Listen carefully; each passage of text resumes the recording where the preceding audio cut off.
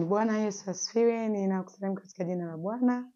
Majina yangu naitwa Pastor Winnie Kilemo. Ninachukua nafasi hii kukaribisha katika series za masomo yetu, na kabla sijaendelea tu ningependa kukufahamisha kwamba pamoja na yote ninayoyafanya, mimi pia ni mwandishi wa vitabu, na leo nitapenda kushirikisha baadhi ya kopi ya vitabu nilivyonavyo. Kitabu changu cha kwanza ni hiki, kinaitwa Siri Kuu za Mafanikio, na ni kitabu ambacho kwa kweli ukikisoma kitabadilisha maisha yako kwa ujumla.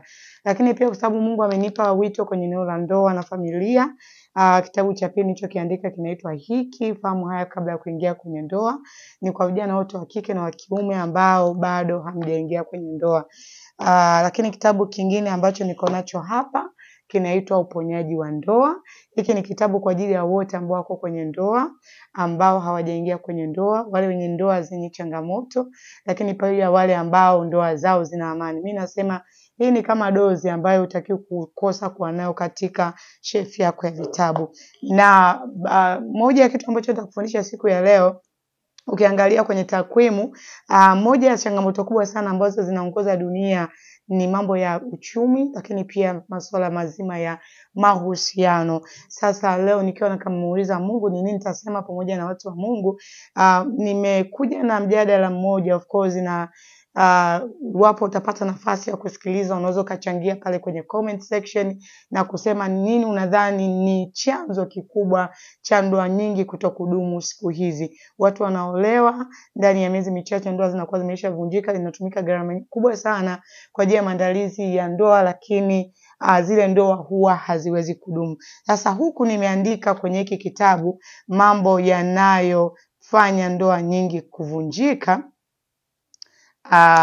Nadhani hii ni ukurasa wa 105 wa kitabu hiki, mambo yanayofanya ndoa nyingi kuvunjika. Sasa mimi nitaelezea leo, kwa sababu hiki kitabu nimekiandika kina mwaka mmoja umepita, na kila siku najifunza, napata maarifa mapya yako ambayo nitagusa kutoka hapa, lakini mengine ni mambo ambayo nimejifunza hivi siku za karibuni, na ningependa nikusaidie tu msikilizaji wangu na mtazamaji wangu ili uweze kusaidika. Mimi naongea na wewe ni pastor, lakini Mungu amenijalia kuwa kwenye ndoa sasa mwaka wa 15, na Mungu amenipa neema ya kuwa na watoto 5, na Mungu ameendelea kuwa mwema kwetu. Kwa hiyo ninatamani kile kitu ambacho Mungu amekiweka ndani yangu ni kuambukize pia na wewe. Ndoa ili kuweza kudumu haitokei tu. Nyuma ya ndoa kuweza kufanikiwa kuna siri za ndoa kuweza kufanikiwa, na leo nitashirikiana na wewe baadhi ya siri chache tu ambazo huenda zinaweza zikakusaidia, kwa sababu mimi zimenisaidia. Siri ya kwanza, changamoto ya kwanza, kwa nini watu wengi wanaingia kwenye ndoa na zinavunjika? Kitu cha kwanza ni msingi usio sahihi. Neno la Mungu linasema kwenye ile Zaburi 11 mstari wa 3, kama misingi ikiharibika mwenye haki atafanya nini? Kwa hiyo misingi yetu tunapoingia kwenye ndoa sio misingi mizuri, na moja ya msingi ambao unatakiwa kujengwa kabla ya watu kuingia kwenye ndoa ni msingi katika eneo la malezi. Unajua malezi ndio yamebeba uzito mkubwa sana. Naweza nikasema malezi ni kama foundation, ni msingi kwa mtu anayekuwa anajenga nyumba. Ukiharibu kwenye msingi, umeharibu nyumba yote. Kwa hiyo hata malezi ni msingi muhimu sana katika kuhakikisha ndoa inaweza kufanya vizuri na inaimarika. Sasa huwa ninasema Mungu amenipa neema, nimesoma somo linaitwa The Psychology of Child Development. Nimesoma saikolojia ya ukuaji wa mtoto, na mtoto anavyolelewa leo itamuathiri katika maeneo mengi sana katika maisha atakapokuja kuwa mtu mzima. Sasa kuna aina mbalimbali za malezi. Aina ambazo tunawapa watoto wetu huwa pia wakati mwingine zinaathiri mtu kuweza kukaa kwenye ndoa au asikae kwenye ndoa. Kwa mfano, kuna aina 3 za malezi kama sio 4. Aina ya kwanza inaitwa malezi ya kimabavu. Unakuta wazazi wanakuwa ni wakali sana kwa mtoto, hawampi nafasi ya kumsikiliza mtoto hawezi kujieleza. Ni malezi ambayo yanafuata amri zaidi ya masikilizano. Na watu wengi ambao wamelelewa kwenye malezi ya kimabavu, kama ni mwanaume atakuwa ni mtu mkali sana kwa mke wake, kwa sababu na yeye hakuwahi kupata nafasi ya kusikilizwa. Hawezi kumpa mwenzake nafasi ya kumsikiliza. Na by the way sasa na kwenye jamii wako watu wengi wa namna hiyo ambao unakuta yeye alilelewa katika malezi ya kiaskari ya kianajeshi, na mwisho wa siku akija kuwa baba anakuja pia na yeye kumlea au kumuongoza mke wake kama mwanajeshi. Hakuna masikilizano kwa sababu na yeye hakuwahi kupata nafasi ya kusikilizwa. Na lakini pia aina ya pili ya malezi inaitwa malezi ya kuachia. Malezi ya kuachia, yani unakuta tunawacha watoto wanajilea wenyewe, hatuna nafasi ya kuwasikiliza watoto. Sasa mtoto ambaye amelelewa malezi ya kuachia, yani wanaita neglective parenting, ambao mtoto ameachiwa tu, yani chochote kile anachokitaka anapewa au anaishi tu maisha yake mwenyewe. Mtu kama huyo kesho akiwa mume au akiwa mke itakuwa ni ngumu sana huyo mtu kuweza kukaa kwenye ndoa. Kwa sababu gani?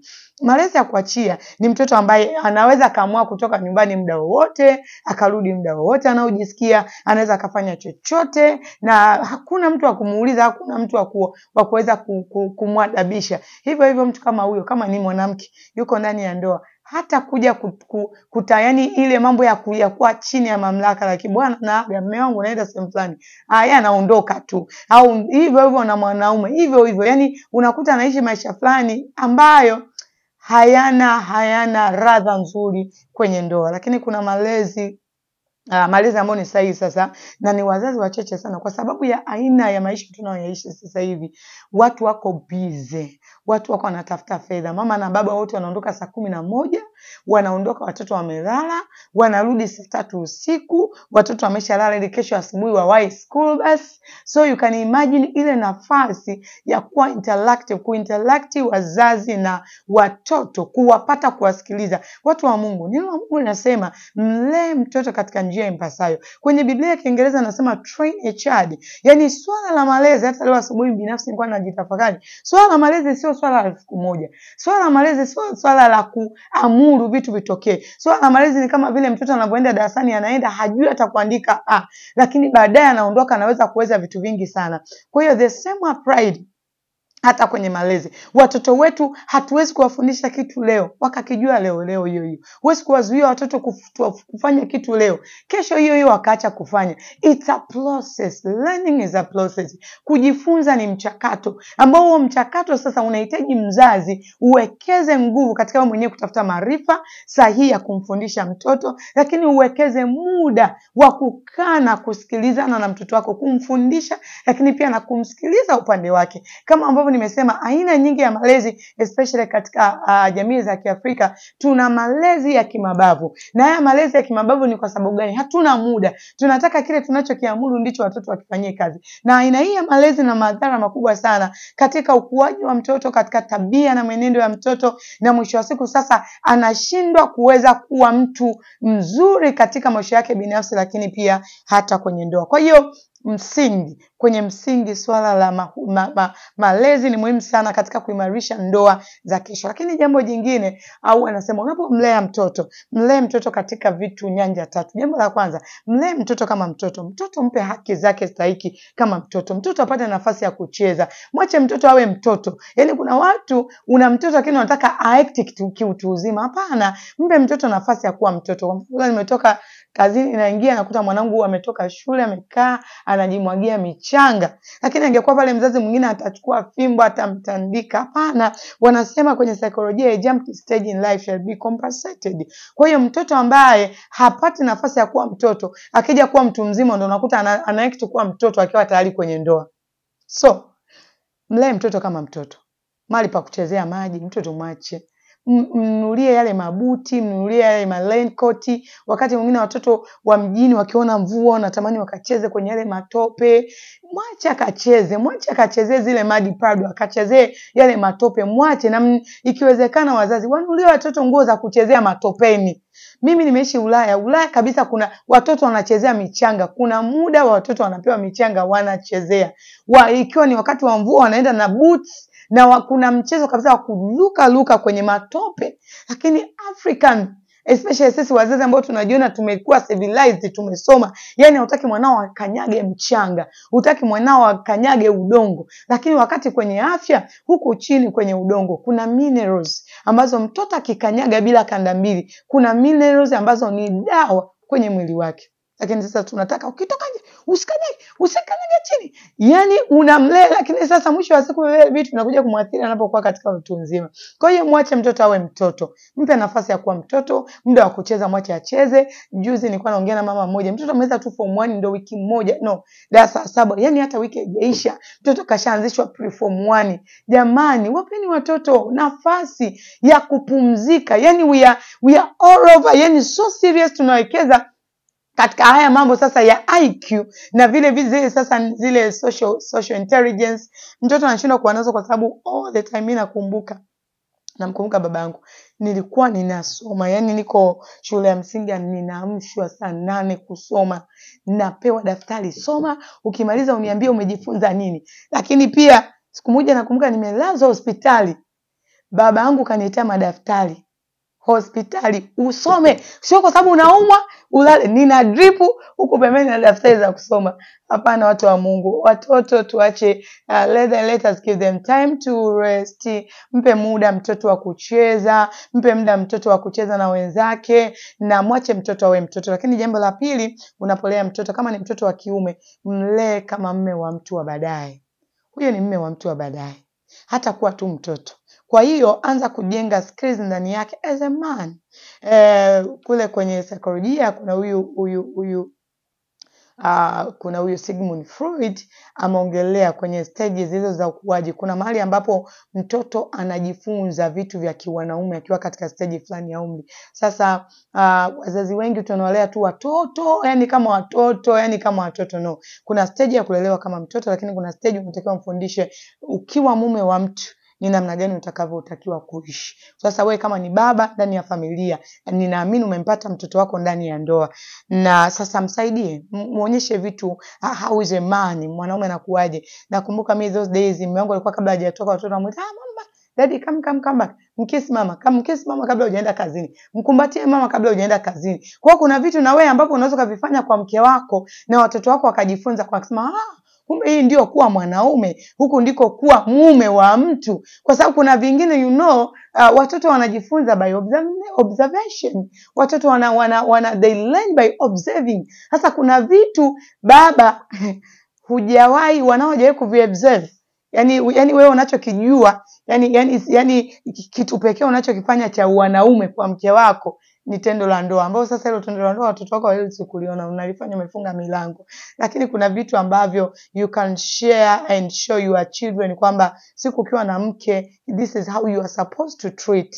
Pata muda, saidia baadhi ya kazi za ndani kama mume, fanya kazi zile za kiwanamume ndani, badilisha balbu, vitu vimeharibika tengeneza. Kila kitu unamuita fundi Juma, kila kitu hadi balbu imeharibika, fundi hapana. Vitu vingine fanya ili mwanao aone kwamba kumbe huu ndio wanaume. Na bahati mbaya unaweza kukuta pia wakati mwingine umezaa mtoto wa kiume alafu yuko peke yake. Mle ndani kuna mama, kuna dada wa kazi, kuna bibi, kuna aunti. Kwa mtoto amekuwa dominated na wanawake tu. Na sasa wewe pia na wewe muda wote uko tu busy. Mwisho wa siku tunatengeneza kizazi cha watoto ambao wana tabia za kike kwa sababu hawajaona manhood ndani ya baba zao. Lakini pia mlee mtoto wako kama baba wa mtu wa baadaye.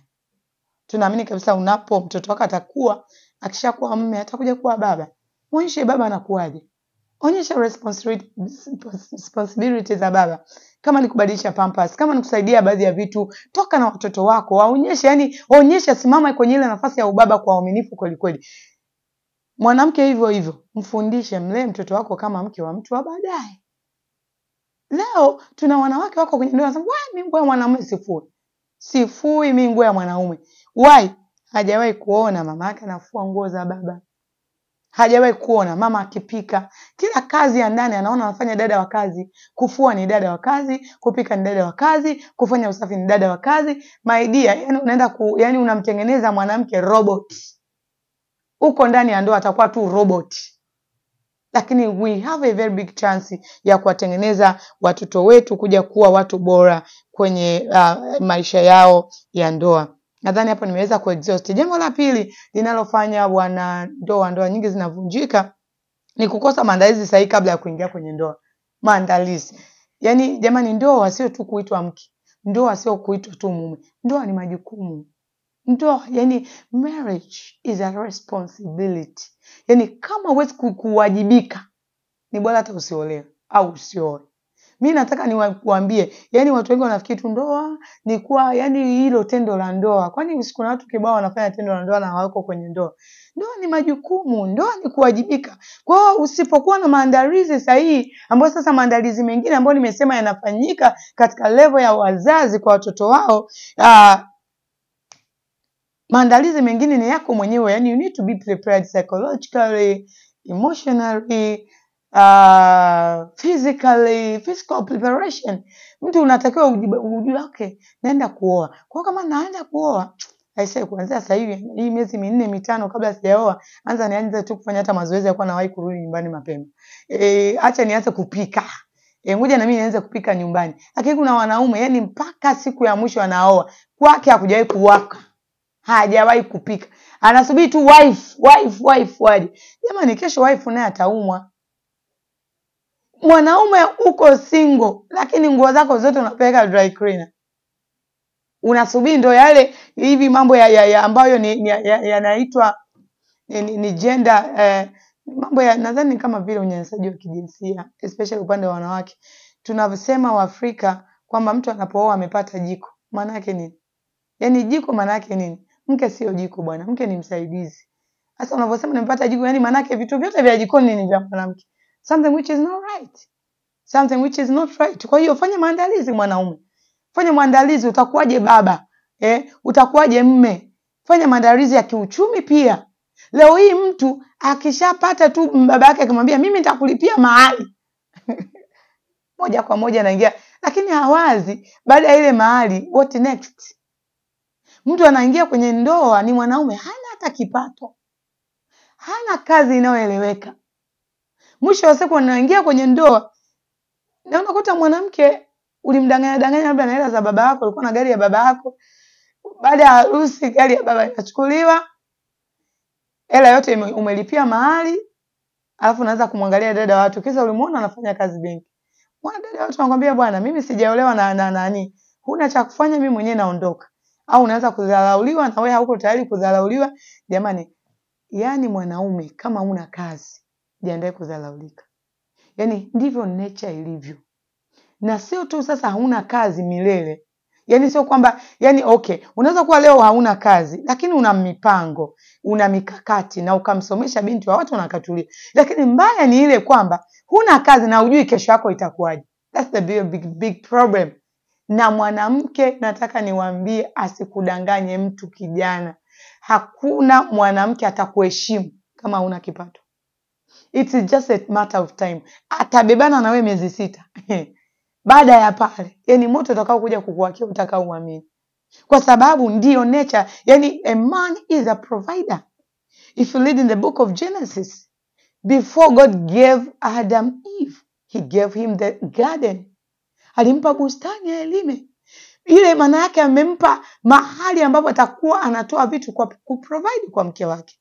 Lakini leo vijana wengi anaenda kwa mwanamke kwa sababu amemwona mwanamke ana magari, mwanamke ana makampuni, hayo ni ya kwake. Na wewe katengeneza heshima yako, heshima ya mwanaume sio suruali. Wanaume msinipige mawe, lakini mimi nataka nikwambie that is nature. Unapokuwa tu na suruali, hata mwanamke anaweza kuwa suruali. Siku hizi hata mwanaume anafanyaje? Anavaa suruali. Kwa hiyo usiseme mimi navaa suruali.